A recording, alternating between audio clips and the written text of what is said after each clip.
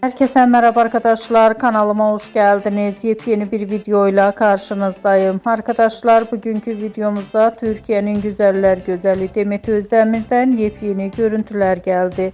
Ben de bu görüntüleri sizler için YouTube kanalımda video halinde sunuyorum arkadaşlar. Umarım beğenirsiniz. Videomu beğendiyseniz kanalımı izlemeyi ve bildirim butonuna basmayı unutmayın. Şimdilik benden bu kadar olsun. Yeni videomuzda görüşmek üzere. Hoşça kalın.